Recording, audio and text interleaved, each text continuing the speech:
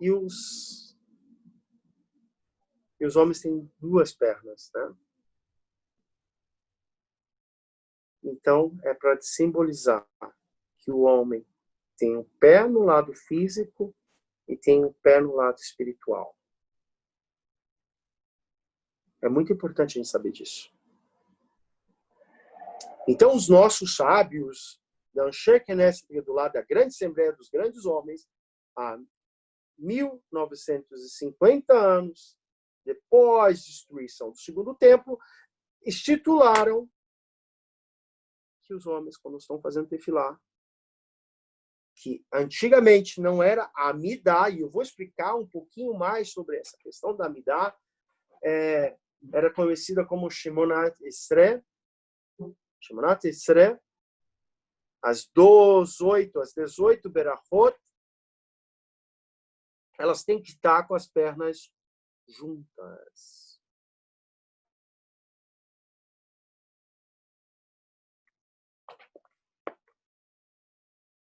Uma das coisas que, então, como eu falei, que quando a gente imita os anjos, mesmo com tantas limitações que nós temos, a gente consegue sobressair aos anjos.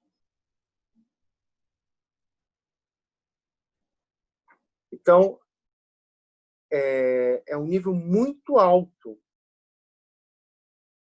É um nível muito alto. Isso torna a gente se torna uma quebra o sou natural. Até mais importante, uma outra coisa que devo mencionar, o rei Davi, quando escreveu os Salmos, através da nevoada, a profecia,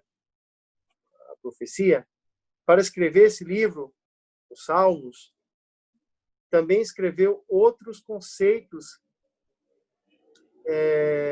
que os animais... Interessante esse conceito que Davi Amélia vai trazer. Ele vai dizer que os animais, a terra, as montanhas, os rios, as árvores, tudo que a natureza está, louva Hashem. Toda a humanidade, até uma pedra, os animais, eles têm uma missão, eles desenvolvem estar louvando Hashem. Quando há chuva no horário certo, na hora certa, no tempo certo, o verão na hora certa, quando nasce, brota uma árvore, ou quando morre, tudo isso é uma forma de louvor, porque continua se sustentando desde a criação, do primeiro dia, do segundo, terceiro, quarto dia, até o 7º. Isso é uma função da natureza. A gente agora vai explicar a questão da questão dos mecubalim, dos cabalistas. Toda a natureza automaticamente segue a sua natureza, sem voltar, sem questionar. O cão tem livre-arbítrio também, né, Rabino? Mas o livre-arbítrio foi dado ao homem porque ele pecou. Sim, mas a natureza a gente não está tem falando que há árvores ou rios, todas as coisas que a Kadosh Baruch Hu fez segue a sua trajetória. Então, mas o homem, o único que não segue a sua natureza, infelizmente,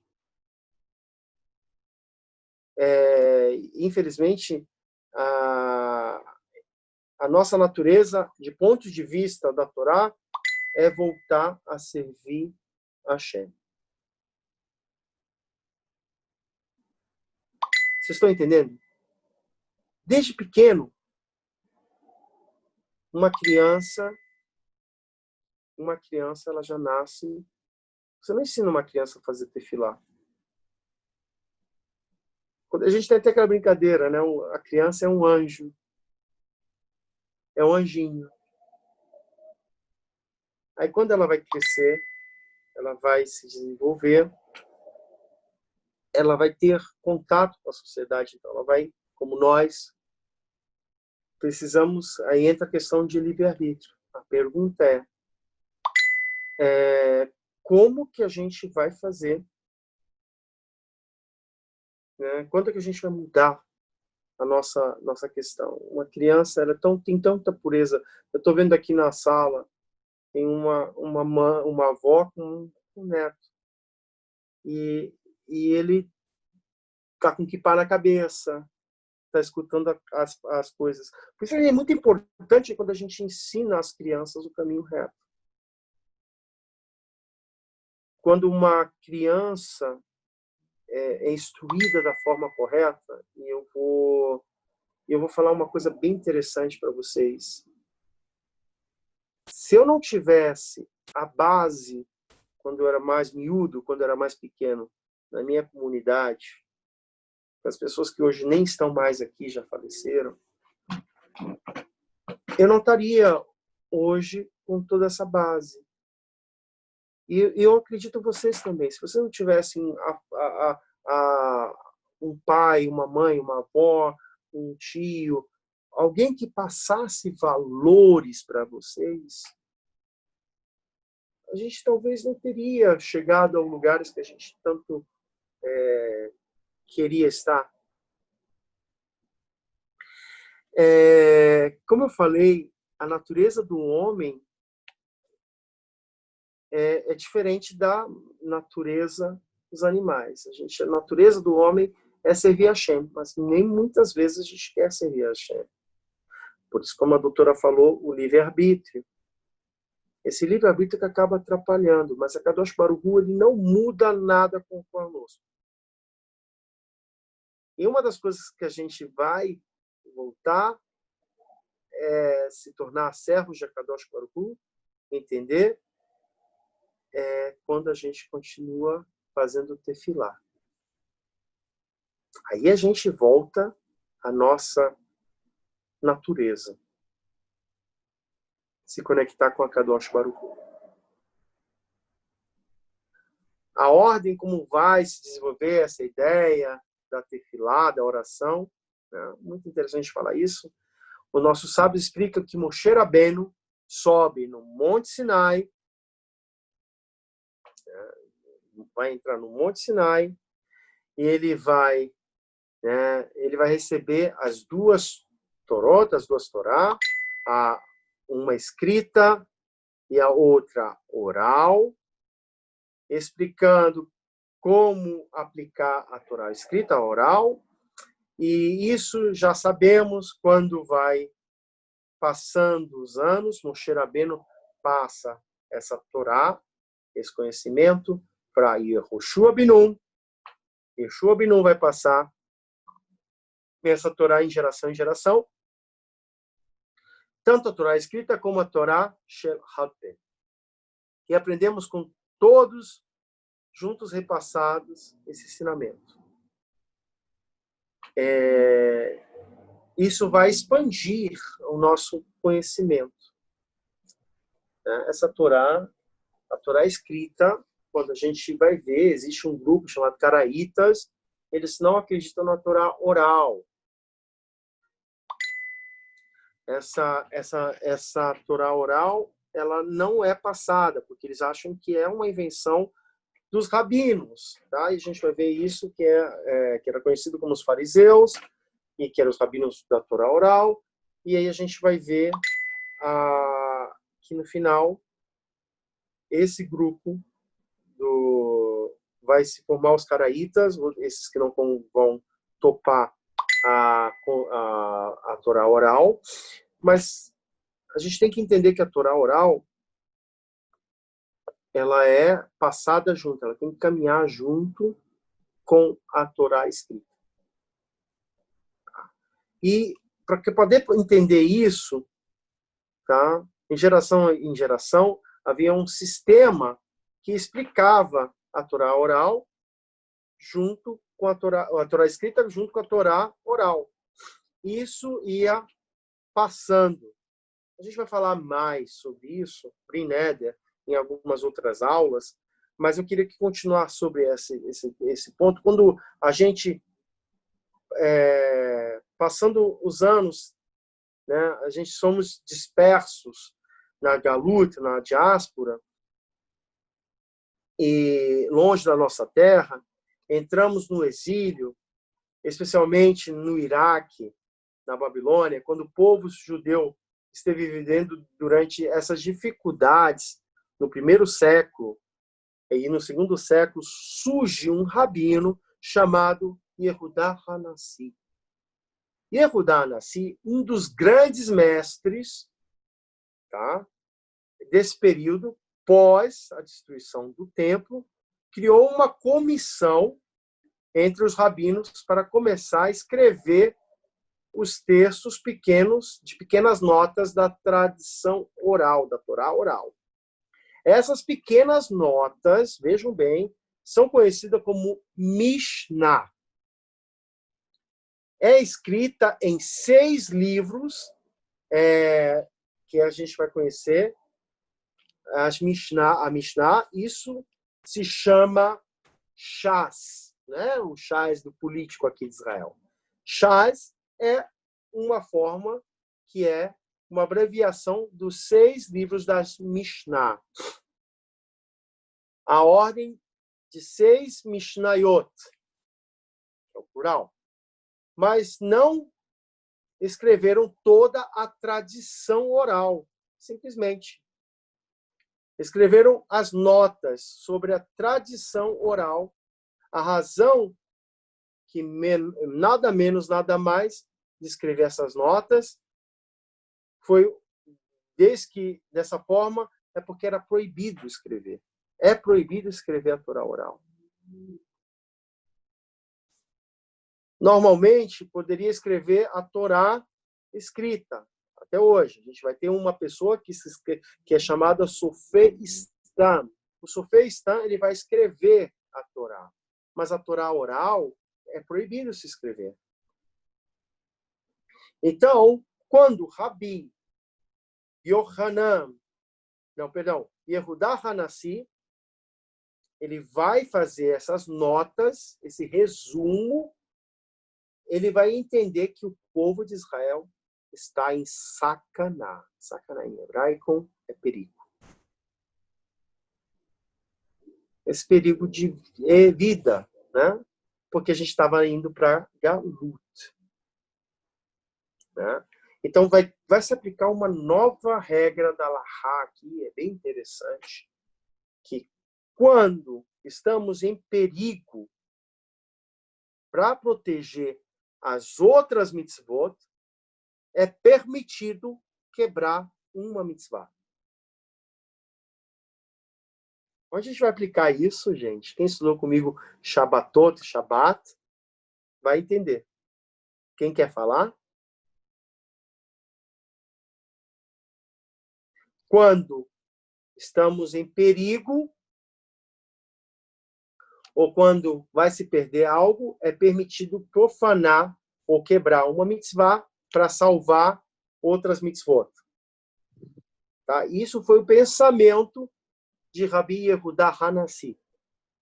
Então, por causa desse decreto, o Yehudá Hanassi vai autorizar, Nassi era o príncipe do povo de Israel, o grande rabino, ele vai autorizar se compilar essas notas que vai ser conhecida como a Mishnah, os 6 livros das Mishnayot.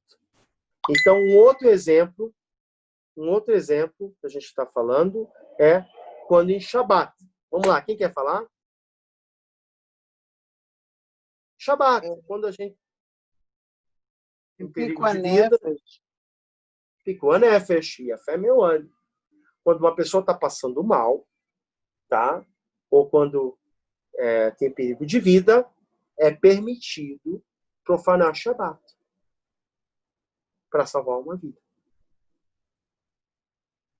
Tá? Uma mulher grávida que vai estar dando à luz, ela não vai esperar para dar à luz depois do Shabat. Então, é corretamente chamar a ambulância ou levar de carro, porque é piconefas, porque ela pode morrer. Então, a gente tem que entender desse conceito. Então, Rabi Yehudá Hanassi entendeu que era uma forma de emergência e poderia perder essa tradição. Olha que coisa.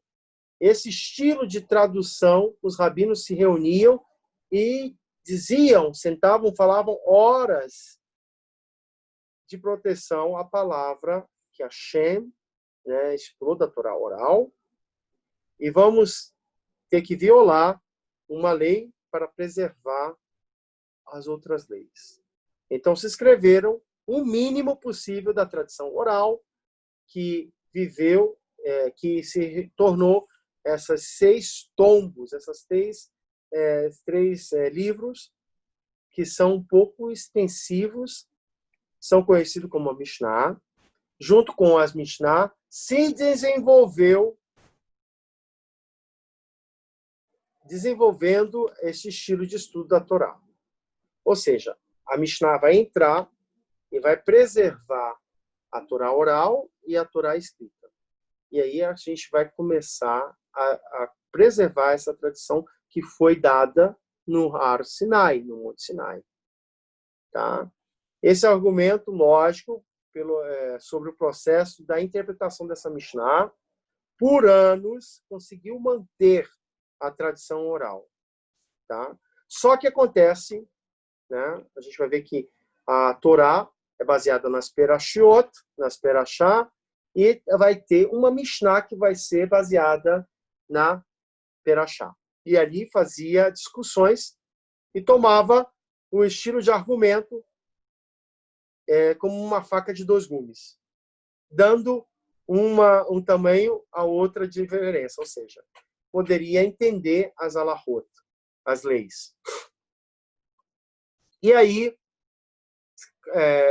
a gente vai ver que tem as braitas. Olha essa outra palavra. O que é braita? É uma forma de escrever que se escreveram certos outros ensinamentos. Ou seja, por muitas gerações, tinha 2 rabinos que faziam esses estudos e sempre tinham outras pessoas que escreviam. É isso. Então, um rabino, ele copiava, ele falava uma opinião e esse era copiado.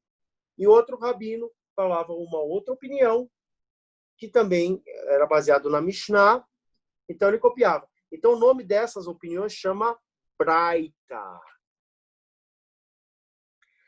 Aí a gente vai sair para onde? A gente já está no exílio, né, da Babilônia. Então, lá na Babilônia tinha 2 grandes yeshivot. Sura e Pompedita, né? Sura e Pompedita. São 2 cidades no Iraque, tá? Tinha 2 grandes yeshivot. O povo estava lá, estudando o Torá, os grandes sábios dessa geração estavam lá, né? E ali, essas cidades, esses mestres discutiam a Mishnah, eles se reuniam, os grandes mestres, para discutir, e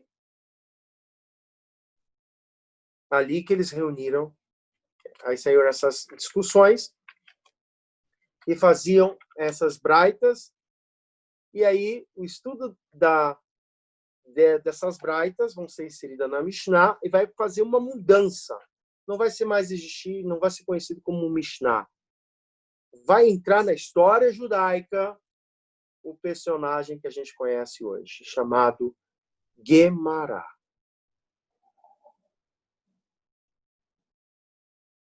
O que aconteceu é que a Guemará, a Mishnah, como eu falei, vão copiar essas braitas e aí vai fazer uma imersão e aí elas vai fazer um shake, shake, shake, shake e vai surgir a Guemará. Tá? Então, é um período que vai se desenvolver a Mishnayot e aí, com as Braitot, ele vai se tornar a Guemará.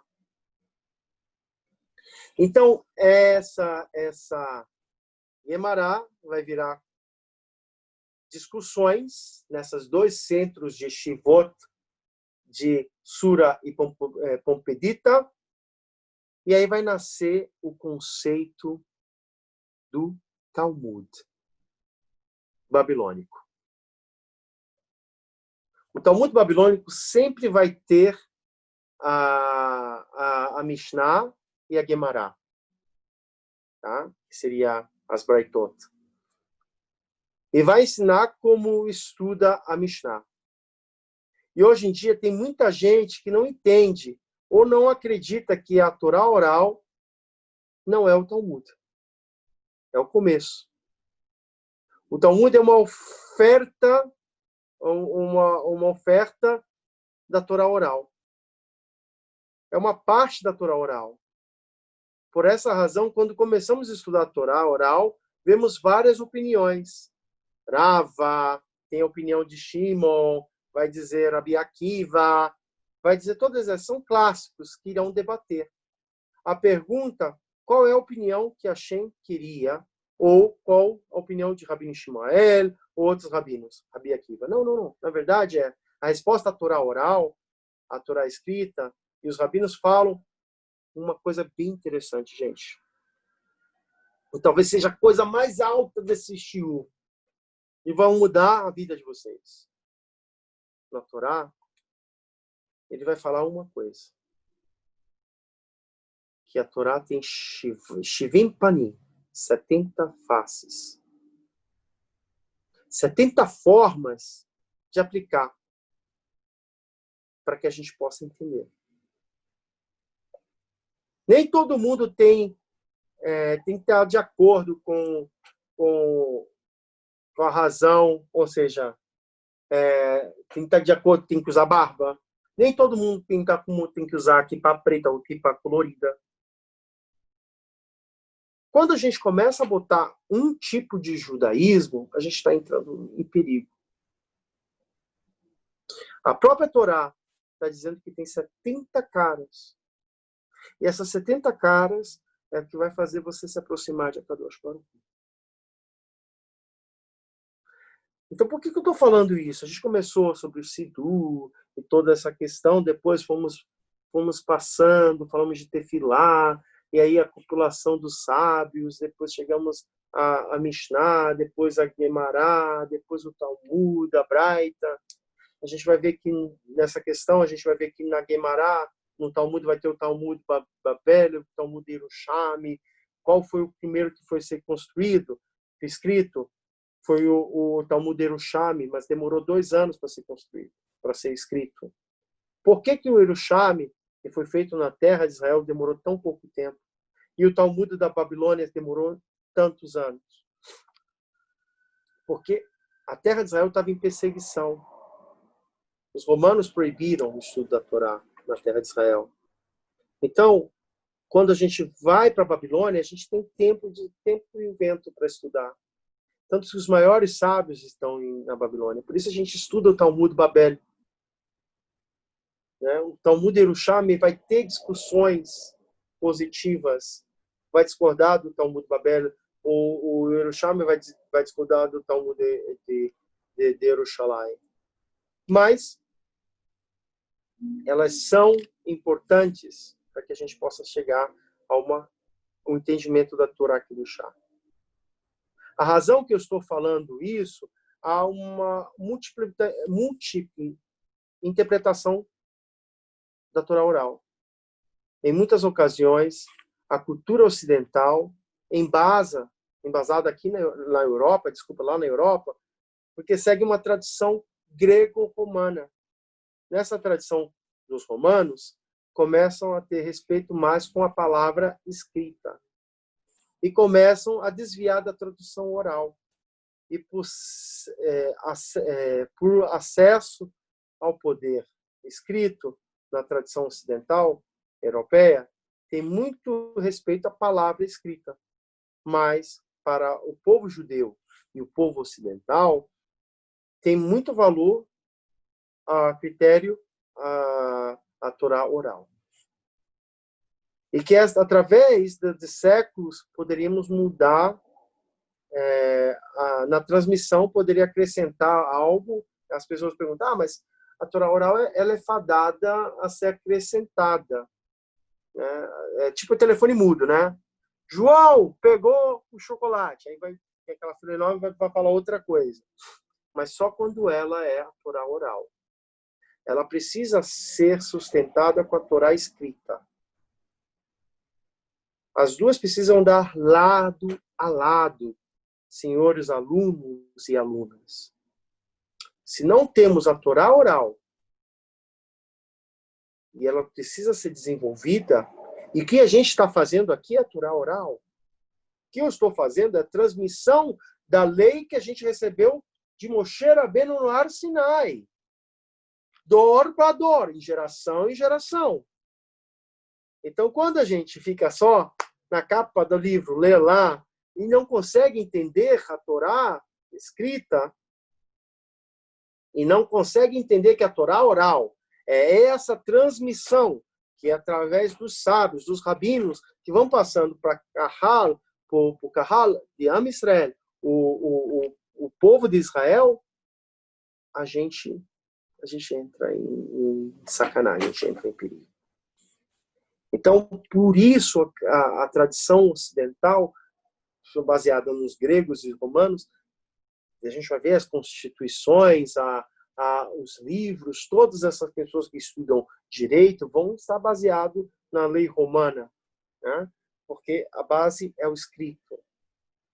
Por que uma constituição ela tem que ser revista sempre? Porque elas ficam velhas. Elas caducam. Agora, quando a Constituição é baseada na questão escrita e na questão oral, que é no caso da Torá e do Chá, ela vai dar uma sustentabilidade para a outra. Naturalmente, a Torá oral, a escrita vai ser a base, e a Torá oral ela vai passar por tempos se adaptando como um elástico nas suas gerações. Interessante isso.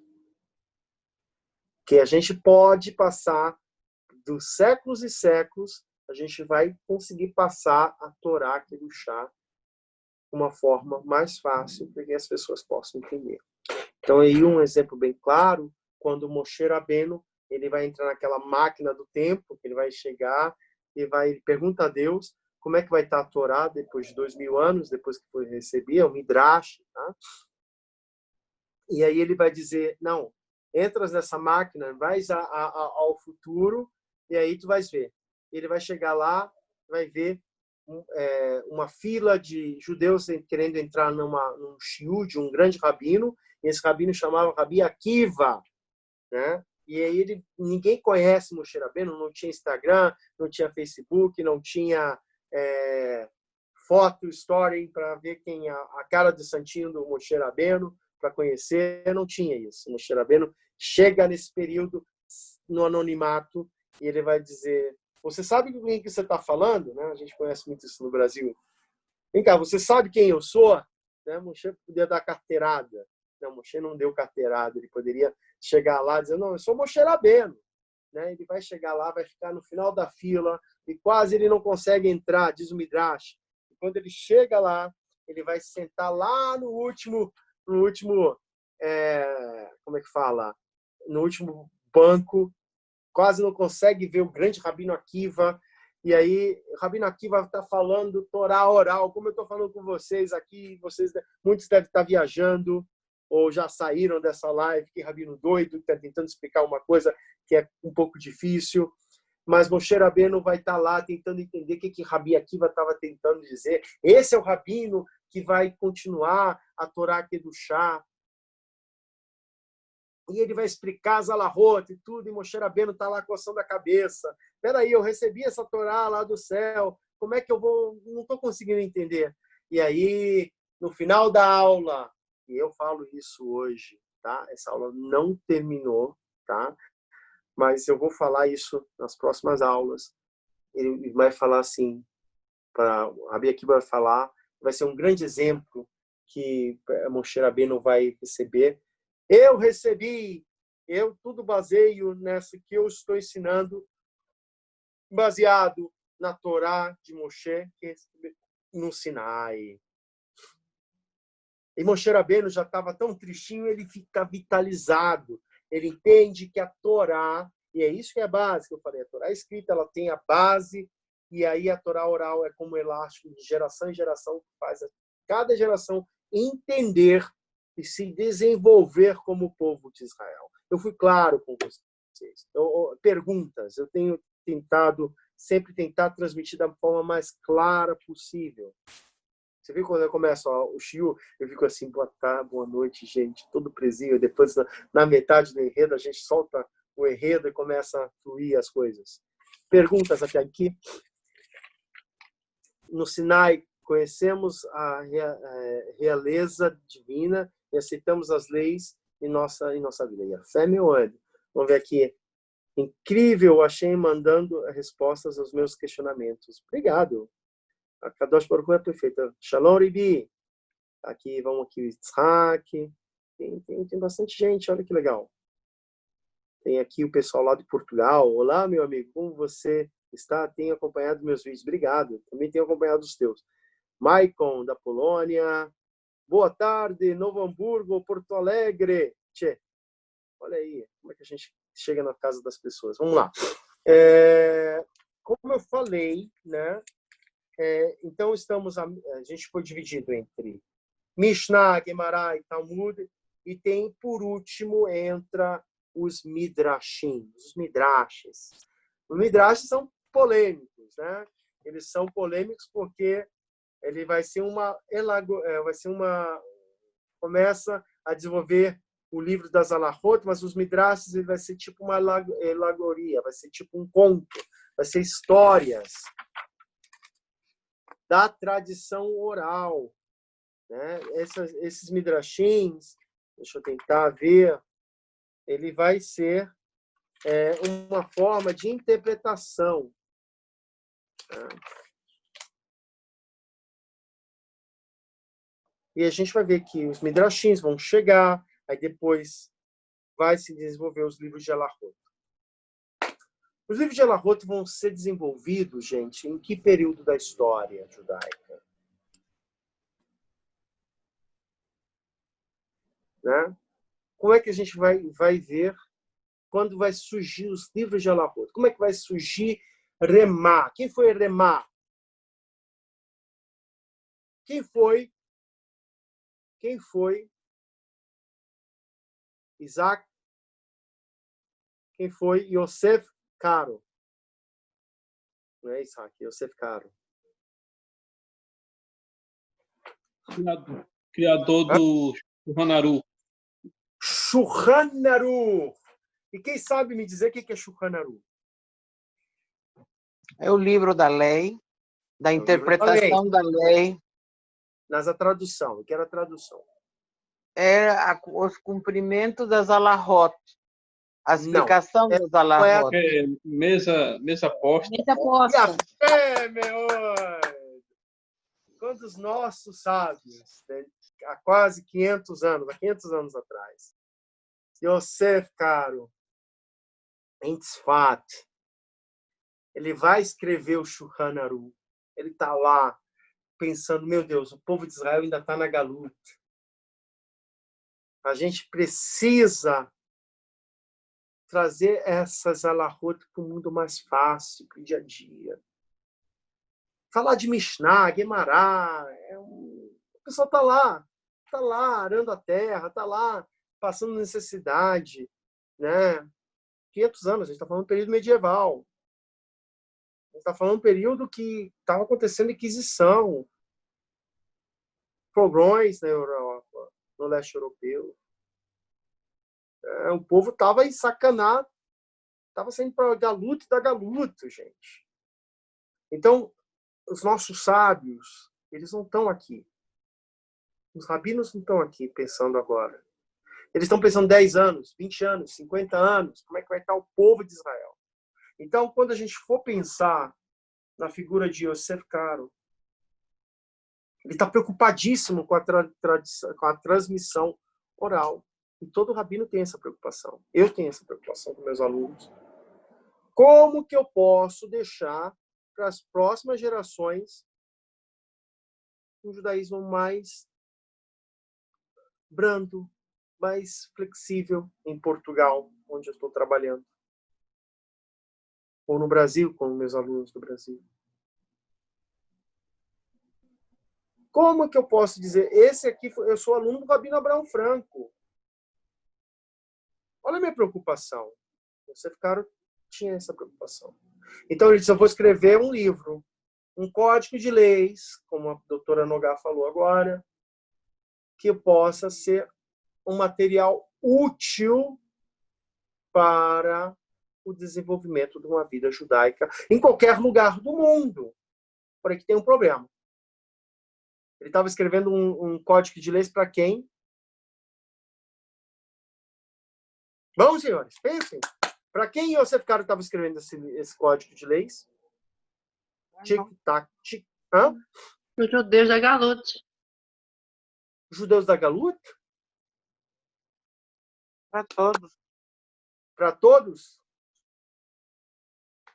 Já aqui o Henrique falou. Para o povo judeu.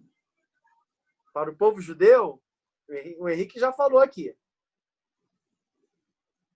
Yosef Karo, ele era de origem sefaradi. Ele estava em Tzfat.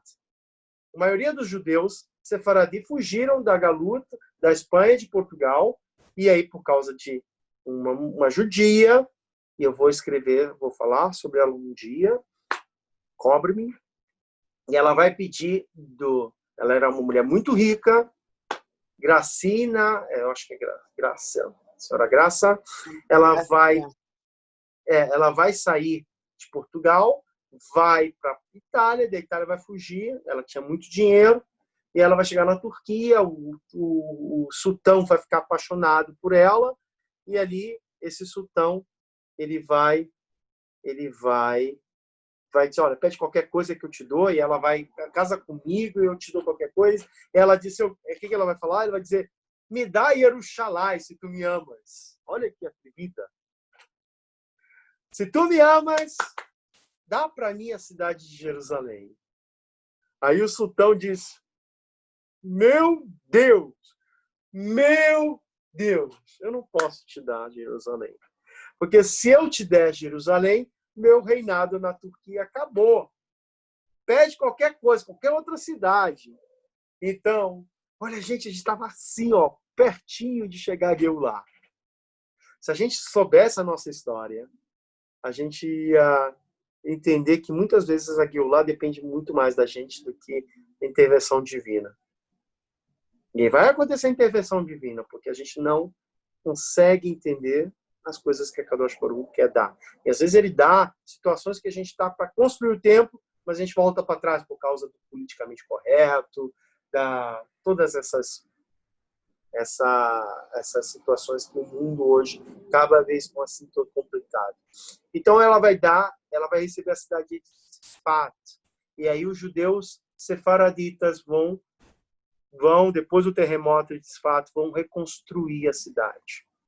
São os judeus sefaraditas, os Yerushalmi, os judeus de Yerushá, os judeus que saíram da diáspora da Espanha e de Portugal e construíram a cidade de Tzfat e se espalharam por toda Jerusalém, por todo Israel.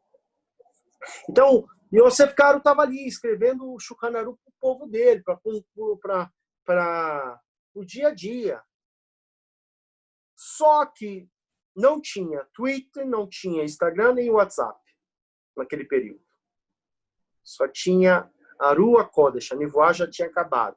O Rua é um espírito de sangue, quase um fragmento da profecia. Ele vai entender que nesse mesmo período, nessas mesmas circunstâncias, vai estar um rabino na cidade de Krakow. Quem já foi na Cracóvia? É maravilhoso. Eu já fui várias vezes lá. Cracóvia é na Polônia. E lá tinha um grande rabino, Ashkenazi, chamado como? Vamos ver quem vai falar, quem vai acertar. Vamos lá, a bancada Ashkenazi que está assistindo isso aí. Defendam a sua classe. Qual é o nome? Hã? Não. Não é o Rebbe. O nome do rabino... O nome do rabino Ashkenazi, Posek Elahak, vai escrever, nesse mesmo período, lá na Cracóvia, o Shulchan Aruch para os Ashkenazi. Quem é ele? Yosef Karo. Não, Yosef Karo está lá em Israel. Ah, tá, sim. E ele está escrevendo lá para os Sefaradi. Agora eu estou falando dos Ashkenazi, nossos irmãos Ashkenazi. Vamos acabar o Sinat Hinam. Quem foi estava Rambam. Não, Ramban não é Ashkenazi. Ah, desculpa. Rambam tinha morrido, ó. Rambam já Verdade. tinha morrido há muito tempo. Quem era o rabino que estava escrevendo o Shulchan Aruch para os Ashkenazi na cidade de Cracóvia? Vamos lá, alunos.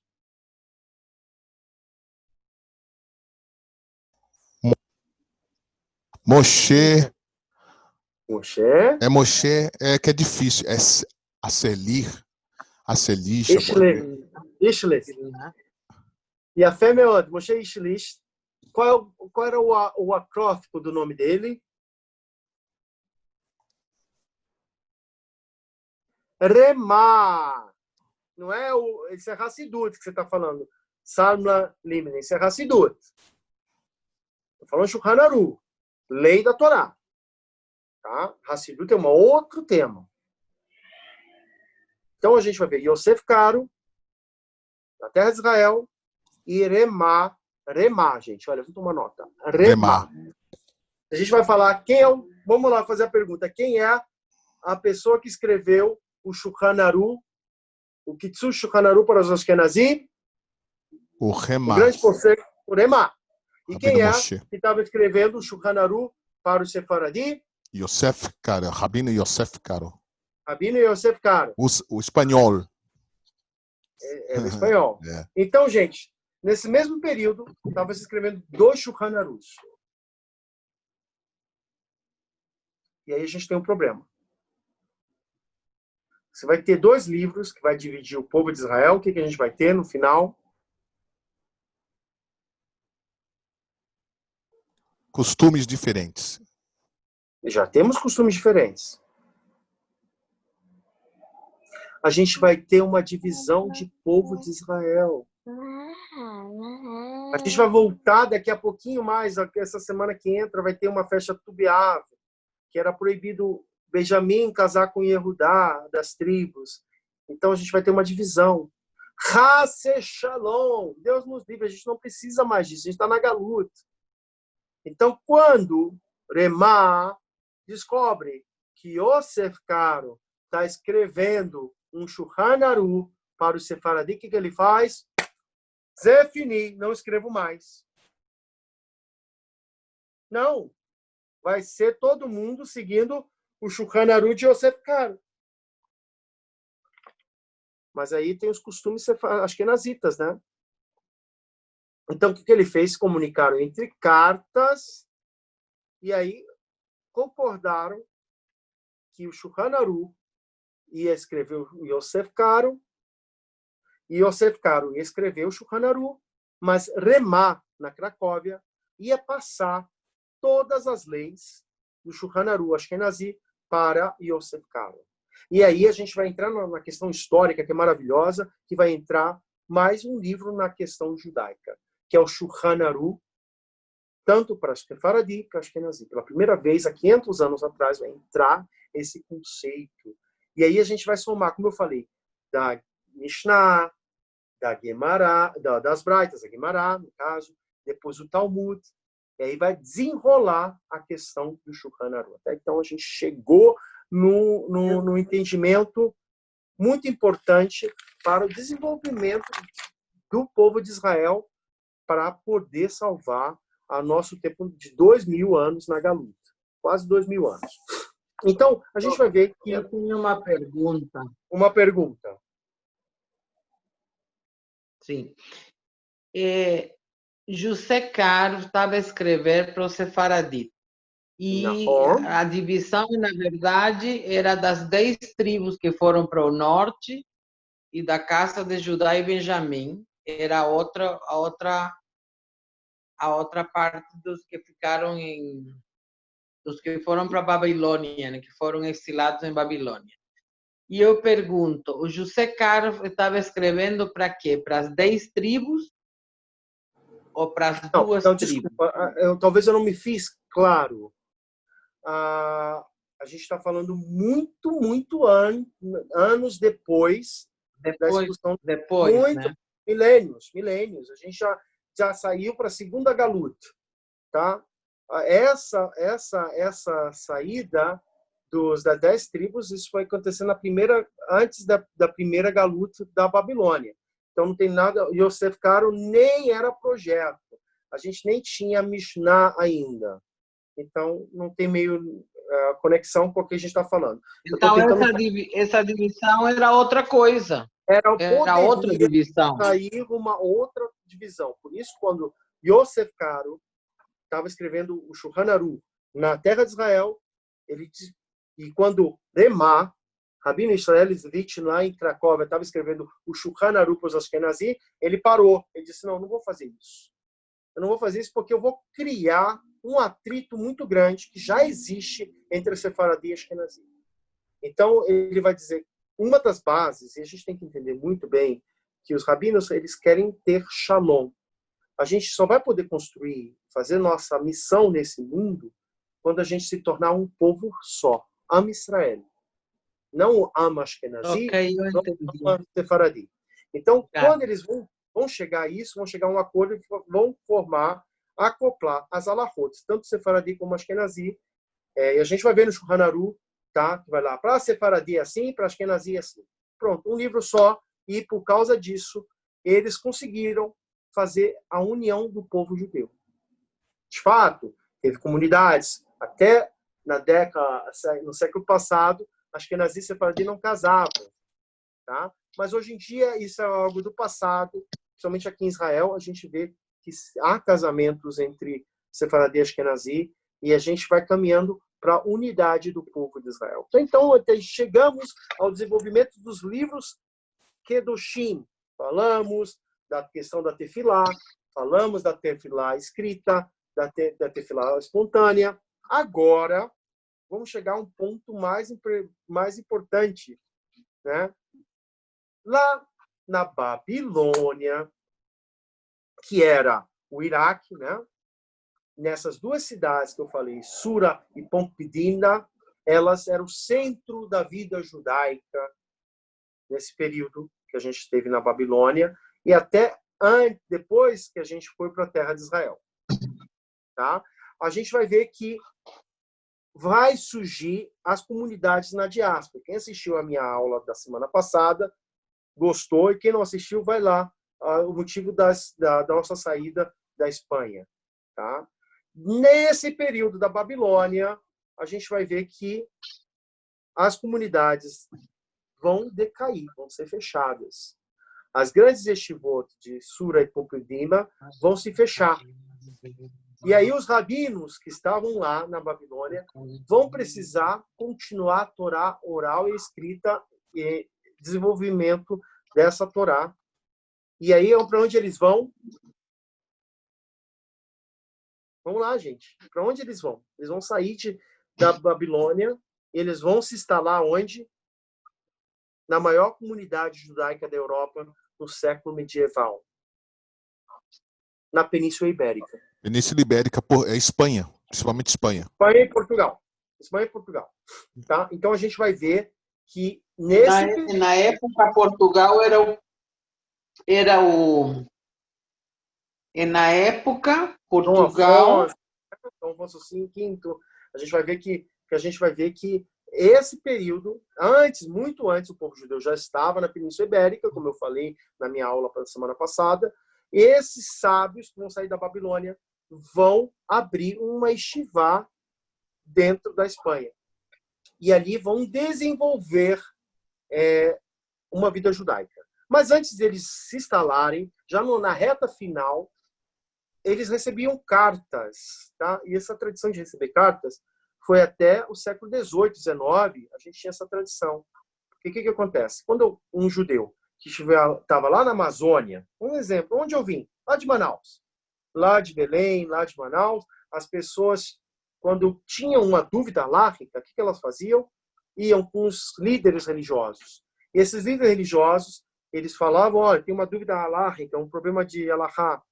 Quando eles não conseguiam responder, eles pegavam, querido rabino de Tetuã, de Marrocos, Marrakech, da Cracóvia. Isso acontecia com os Ashkenazi também. Perguntavam as perguntas alárricas que eram difíceis de responder. E essas cartas iam chegar até o Marrocos, aí depois ele respondia e mandava de volta. A gente vai ver, esse lance das cartas vai ser um meio de comunicação, de transmissão das alahot, no período do século XVIII, XIX, até o começo do século XX. Tá?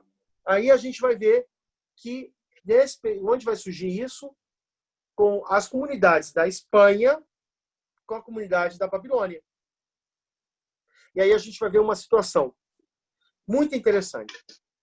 Se escreve a Saadia Gaon. Olha um outro rabino, um outro grande sábio, Saadia Gaon. Ele vai ser o rabino dos rabinos. Ele vai ser o mestre dos mestres. Ele vai ser o pai dos rabinos. Ele vai ensinar nada mais, nada menos. Ele vai inspirar Rabino Yonah.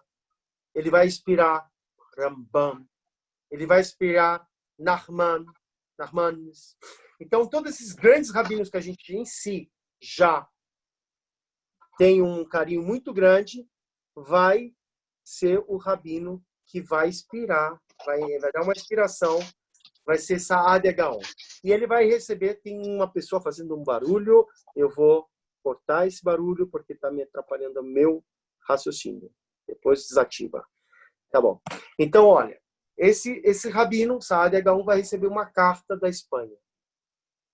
E essa carta da Espanha vai trazer uma coisa bem interessante. Vai estar lá. Dear Rabbi, né? Querido rabino, aqui na Espanha eu tenho um problema. Na hora que eu vou para minha sinagoga, eu vou rezar Kabbalat Shabbat. Eu trabalho no campo, eu sou uma pessoa que tem uma dificuldade muito grande e eu preciso entender, porque quando eu chego para rezar, eu começo Yedi Nefesh Acharachamam, né? Quando eu estou fazendo Yedi Nefesh, no mesmo momento tem alguém falando Lechado Dilitra Kala, e eu estou lá Yedi Nefesh, e aí a pessoa que está do lado do Lechado Dilitra Kala está cantando Alelo Leshabe Alekhalako. Ok, ou seja, estava uma bagunça, não tinha uma ordem. E aí, os nossos rabinos, que têm sempre uma visão futurística, sempre no futuro, para salvar o povo de Israel, Saadia Gaon, ele vai reunir os textos de oração e vai trazer, pela primeira vez na história, o Sidur! O Sidur! Esse Sidur que a gente fala, e vai botar uma ordem. Cadê o coraçãozinho aí do pessoal? Cadê os likes? Para a gente aprender esse negócio. Então, ele vai dar uma ordem na tefilá. A gente vai aprender que começa com Edith Nefesh e termina com Alenu Leshabeah. E aí vai inaugurar a questão dos nussas. O que é nussa em hebraico? É costume. Os costumes judaicos. Os costumes judaicos vão se desenvolver de geração em geração. A gente vai ver os costumes marroquinos, os costumes dos judeus da Espanha, os judeus do Iraque, os costumes das rezas dos judeus do Iêmen, dos judeus da Itália, os ashkenazis. Todos eles vão ter seus costumes e vão criar o seu sidur. Mas aí a gente vai ter um problema. Resolvemos um problema e vamos começar um novo problema. Todo mundo sabia falar hebraico? Não! Como é que era a tradição oral das tefilot? Era as pessoas escolherem o mais sábio. Razan. Hã? O Razan. A gente tá dando spoiler aí, né? Você tá dando spoiler. Vai sair a tradição de educar a criança mais prodígio para decorar as tefilot, ó, alpe, na boca. Eles sabiam rezar de cor e sapateado. E, na minha opinião, eu pensava que isso não existia. Mas eu cheguei a ver aqui em Israel pessoas que... Uma vez eu fui a uma tefilá e subiu um senhor que era deficiente visual. Ele era cego. E eu até falei, como é que ele vai rezar? Ele sabia toda a tefilá de cabeça. Então, a gente vai inaugurar essa situação. Muitas pessoas, a gente vai ter a compilação por causa de Saad Gaon, olha esse nome, nunca esqueçam. Saad Gaon vai trazer o Sidu, olha aqui, o Sidu! E aí, a gente vai ter outros problemas. É o problema da tefilá. Tá? Ninguém sabe ler hebraico. A gente está lá na Espanha, hablamos espanhol, não? Despacito, não? E a gente não sabia. Né? Vai estar lá na Alemanha, faz de Deutsch. Vai estar lá na Itália, fala italiano. E assim sucessivamente. E aí se vai desenvolver uma outra situação que o povo de Israel vai ter, o povo de Israel, o povo judeu, na Galuta, vai trazer o Razan. Aí o Razan é o cantor. Né? Mas existe outro conceito que é muito importante, que a gente vai desenvolver na Galuta, que é o Shelia Tzibur. Olha essa palavra, vamos repetir. Shelia Tzibur. O Shelia Tzibur, ele vai ser o emissário do público que estão ali. Para começar a rezar, precisa de 10 pessoas, né? 10 judeus. Judeu, uma minyan, né? E aí, o Shelia Tzibur vai representar o povo de Israel. Né? Tudo no seu tempo vai com seus problemas. Quando a gente resolve um problema, aparece o quê? Outro problema. Né? E aí vai entrar aquela divisão.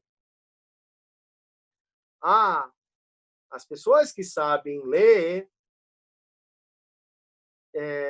vão terminar suas orações e vão sentar.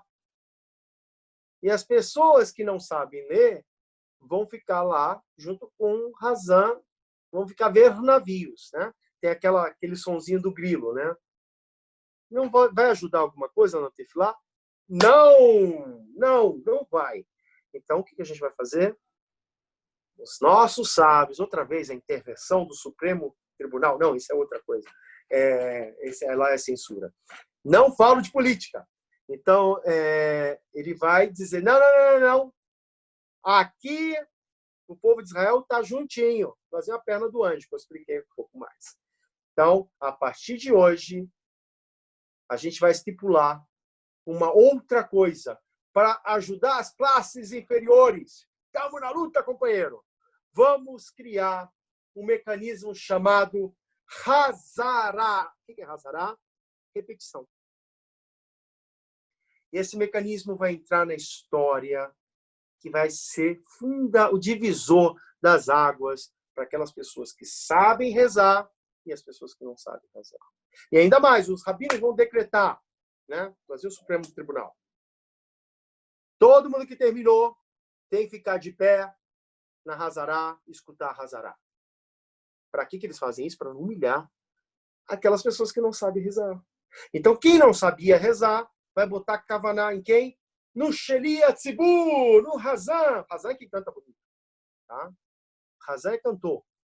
Mas o Shelia Tzibur é aquela pessoa que era escolhida a dedo para representar o povo da comunidade. Então, a gente vai inaugurar na nossa história judaica mais um capítulo vibrante, que é chamado Hazará.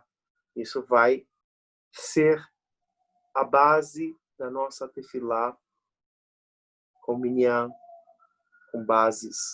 Nossa, eu estou falando pra caramba. É muito too much information, né? Não sei se vocês estão gostando, se estão acompanhando. Mas é importante a gente entender isso, tá?